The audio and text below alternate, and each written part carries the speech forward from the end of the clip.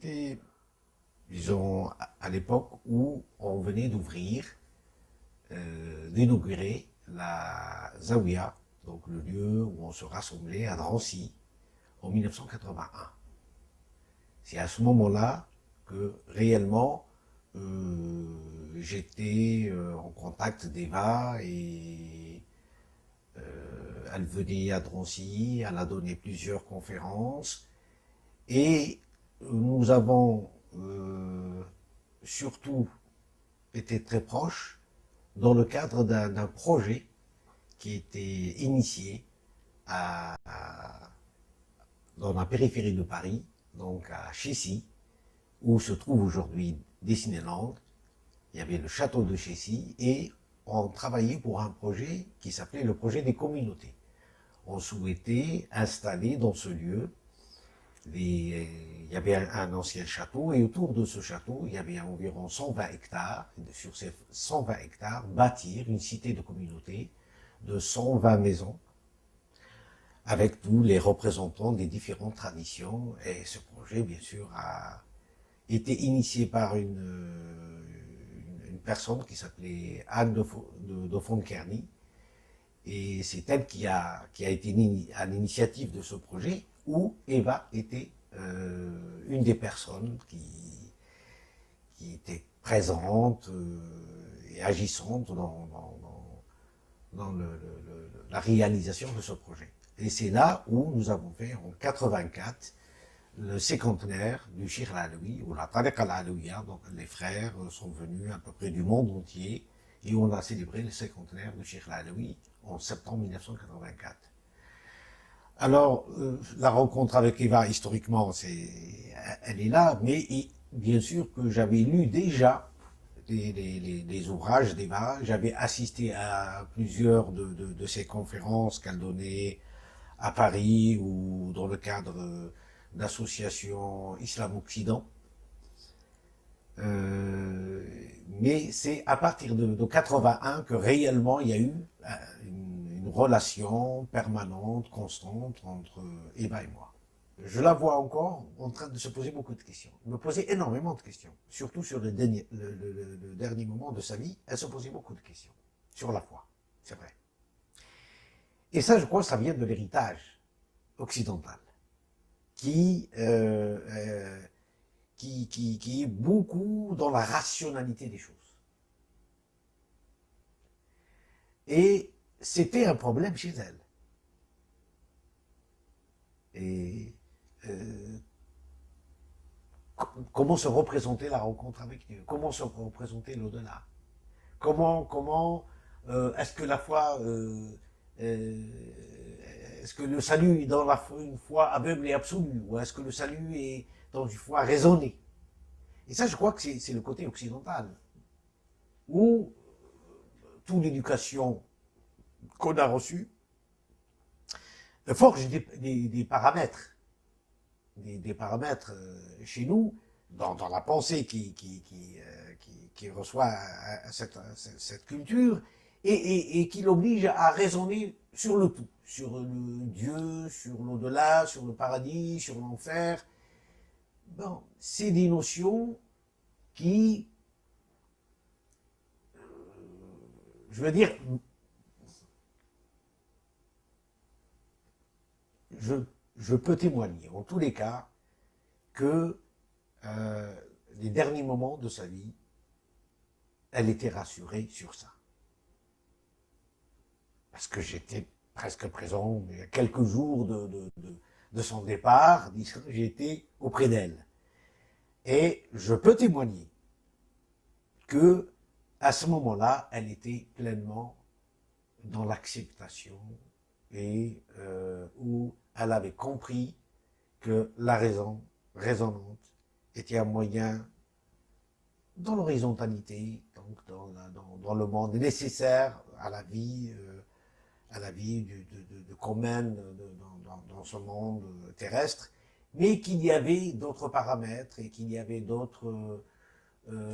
C'était dans la spontanéité, dans cette acceptation volontaire et libératrice de pouvoir enfin dire, bon, le rendez-vous c'est attendu, il est là, mais de l'autre côté, il y a Rumi, de l'autre côté, il y a tous les... il y a tout ce qu'on n'a pas pu, justement, peut-être réaliser ou toucher du doigt, ou partager avec eux dans ces moments-là, ici, dans ces moments terrestres, qu'il y a quelque part que la vie continue, que la vie n'est pas incarnée uniquement par les corps, mais que l'esprit transcende le tout, et que les esprits, que l'esprit s'unit à ceux qu'il aime. Je pense que sa façon d'être était à elle, qu'elle ne pouvait ressembler à quelqu'un d'autre. Donc c'était une femme, petite femme, assez énergique, douée d'une force et d'une intelligence et d'une mémoire extraordinaire, parce qu'elle pouvait vous citer tel livre à telle date, à telle page. C'était chez elle extraordinaire. Et c'était une femme têtue, si on veut. C'était une femme têtue. C'était pas bon, c'était quelqu'un euh, qui avait une... Et ça, je l'ai dit au début, ça fait partie aussi de son héritage, parce qu'elle avait une grand-mère qui était peut-être ainsi, parce que elle défendait ses idées, elle défendait ce qui lui a attiré pas mal d'ennuis d'ailleurs. Chez Eva, ça a fait que certaines personnes la voyaient comme peut-être une personne orgueilleuse, ou une personne prétentieuse. Mais ça, c'était un masque. Eva était dès qu'on la connaissait un peu mieux, alors on s'apercevait que derrière tout ça se cachait un être très fragile et très doux. Mais ça, c'était sa façon à elle aussi de pouvoir se prémunir ou peut-être parce qu'elle était envahie. Et là, il y avait tous les jours des dizaines de personnes qui allaient la voir tous les jours dans ce petit appartement où elle vivait, où il y avait d'ailleurs plus de livres que de meubles, où on pouvait difficilement tourner sans faire tomber des livres parce qu'ils étaient sur le lit, ils étaient sur les chaises, ils étaient un peu partout. Euh, donc, elle vivait, on avait l'impression qu'elle vivait dans une espèce oh, je dirais pas, euh, de, de, de, de bibliothèque envahissante.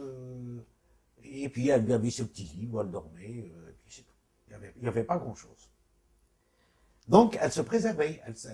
C'était cette façon d'être un petit peu dure, un petit peu distante, un petit peu non, protestante. Hein. C'est peut-être le mot juste de pouvoir toujours faire la part des choses. Parce qu'elle était envahie. Et elle recevait tout le monde. Elle ne savait pas dire non. Donc, ce qu'elle a transmis Eva, sans prétention d'ailleurs, c'est qu'elle a été une scientifique. D'abord une écrivaine, qui a traduit des œuvres, qui les a commentées, et qui a essayé d'être, dans la mesure du possible, hein, honnête dans le message d'un grand sage de l'humanité, d'un grand philosophe, de transmettre le message d'un grand sage et d'un grand philosophe du monde du Moyen-Âge musulman. Mais par ses conseils, oui, on peut dire que par ses conseils, elle transmettait aussi pas mal de choses. Je me souviens que beaucoup de gens, grâce à elle, sont revenus à la foi. Mais pas seulement à la foi en tant que musulmans. Ils sont revenus à la foi parce qu'ils étaient des chrétiens, ils sont revenus à la foi chrétienne parce qu'ils étaient d'origine. Elle donnait, je dirais, elle donnait Elle persuadait par ses paroles, par ses conseils, à un retour vers l'essentiel. Et en cela, elle excellait. Parce qu'elle donnait beaucoup plus de conseils aux autres qu'elle le faisait pour elle-même, parfois. Elle s'oubliait. Elle aidait énormément les autres, elle conseillait énormément les autres, et souvent elle s'oubliait pour ce qui la concernait directement. Donc, en cela, elle l'a transmis. Elle l'a transmis fidèlement. Elle a fait découvrir un auteur considérable, l'œuvre d'un auteur considérable comme Jalaluddin Rumi, au monde occidental et au monde francophone. Et en même temps, à côté, eh ben, elle a été la source à laquelle se sont inspirées beaucoup de femmes, beaucoup d'hommes à travers le monde. Je connais des gens qui la connaissent aux États-Unis, des gens du Moyen-Orient, des gens un peu de partout, des Persans, ce n'est pas que des Occidentaux. Lui doivent, peut-être aujourd'hui, d'avoir retrouvé la foi, d'avoir retrouvé la paix, d'avoir retrouvé la quiétude. Et en cela, elle a joué pleinement son rôle.